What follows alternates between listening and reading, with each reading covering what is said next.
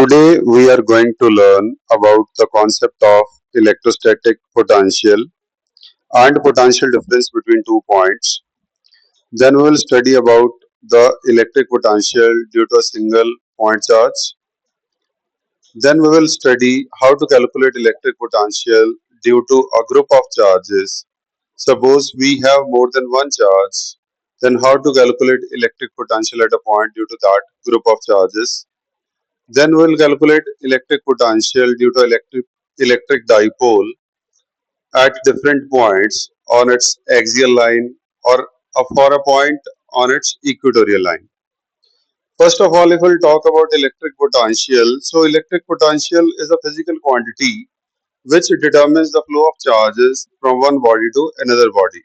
Suppose we have two charged bodies, and when we connect two charged bodies, then charge will flow from one body to another body. So charge किस body से किस body की तरफ transfer होगा, that will be decided by the electric potential. Charge always flow from body at high potential to the body at low potential. So basically electric potential is a physical quantity that determines the degree of electrification of a body. So technically electric potential is a quantity which is defined at a point in an electric field as the work done in moving a unit positive charge without acceleration from infinity to that point against the electrostatic force irrespective of the path followed. It means it is simply the work done which we need to do against the electric field when we are carrying a unit positive charge without acceleration from infinity to that particular point. This work done is independent of path because as we already studied that electric field is conservative in nature. So in a conservative field, the work done only depends upon the initial and final position. It does not depend upon the nature of path followed. So work done is simply integral of E dot dl, and after calculating we will got this.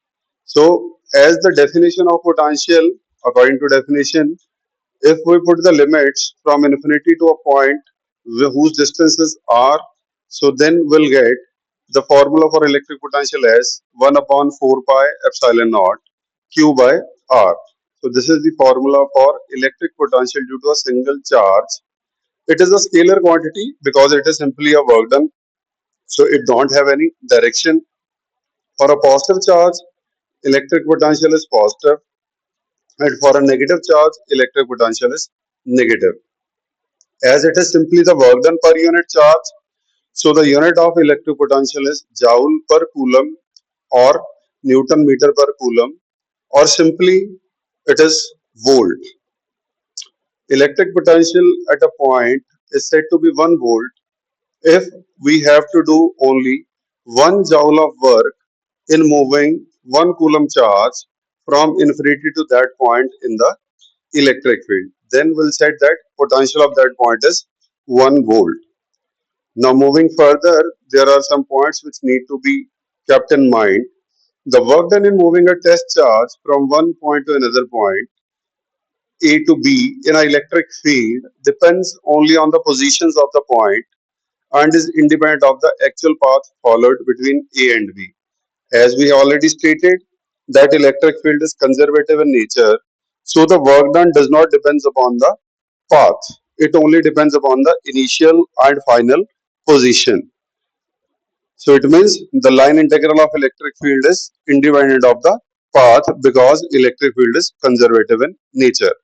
Suppose in an electric field you move a charge from one point and you bring it back to the same point after moving through some distance and finally it comes to the same point, then the work done will be zero. It means the integral of electric field, line integral of electric field will be zero in moving a charge along a closed path in a electric field.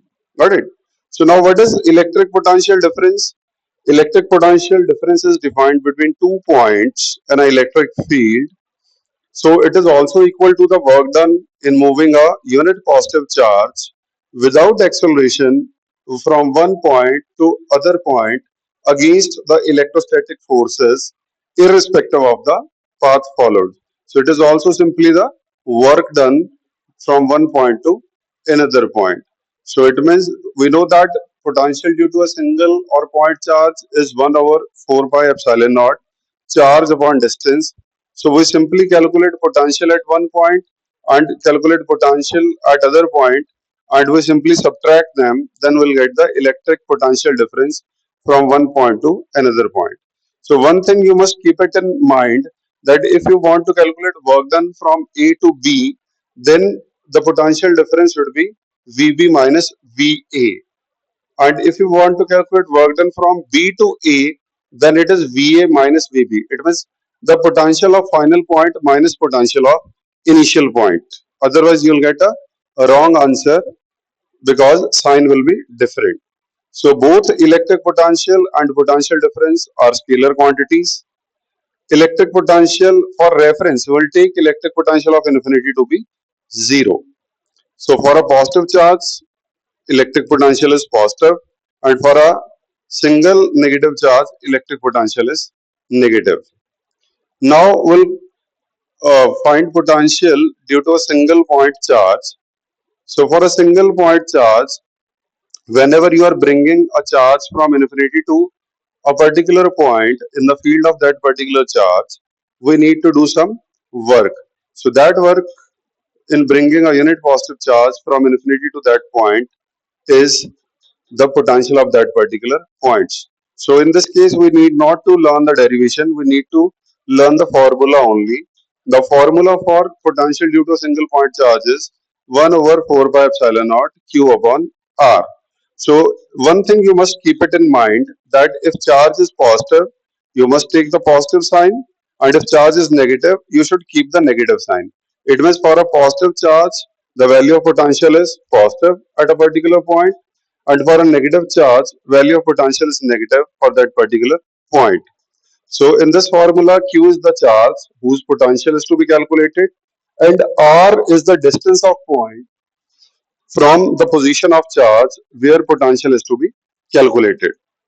So now, if we need to calculate electric potential due to a group of point charges, suppose we have a point P where we need to calculate potential due to more than one charge. Suppose we have different charges Q1, Q2, Q3, Q4, and Qn at different positions, and they are at a distance R1, R2, R3, R4, and Rn from that particular point P.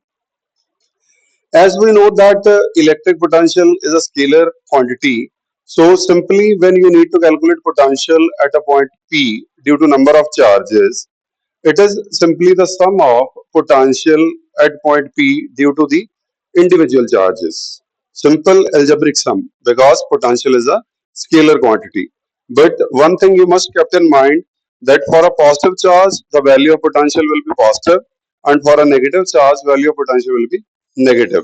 And you simply add potential due to all the charges, and you'll get potential, overall potential at point P due to this particular distribution of charges.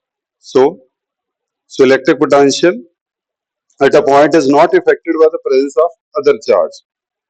Potential is a scalar quantity, as we already know, and force is a vector quantity. That is why when we are calculating force, we need to keep the direction in mind, that whether they are making some angle, or they are in the same direction, or they are in a different direction. But when you are calculating potential, we need not to kept these things in mind. You simply calculate potential due to individual charges and take algebraic sum of those. You will get the potential due to that distribution of charge or due to group of charges. Now, how to calculate electric potential at a point due to electric dipole? First of all, we'll calculate electric potential at a point on the axial line.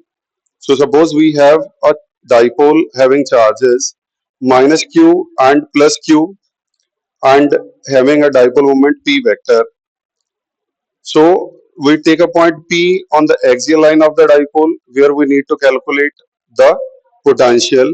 So we simply calculate potential at point P due to positive charge, because positive charge is at a distance x minus L, So the potential at point P due to positive charge is 1 over 4 pi epsilon naught q over x minus L.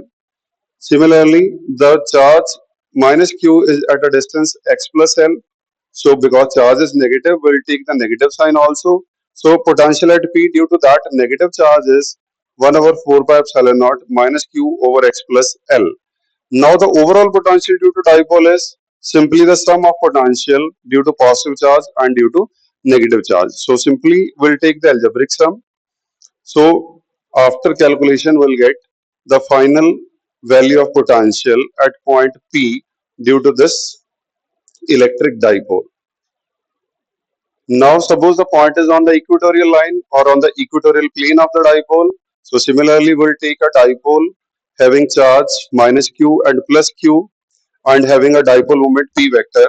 Now we'll take a point q at equatorial line of the dipole or on equatorial plane of the dipole which is at a distance y from the center of dipole. Now similarly if we want to calculate potential at point q, so we simply calculate potential due to positive charge. So it is 1 over 4 pi epsilon naught q upon bq. Bq is the distance of positive charge from that point.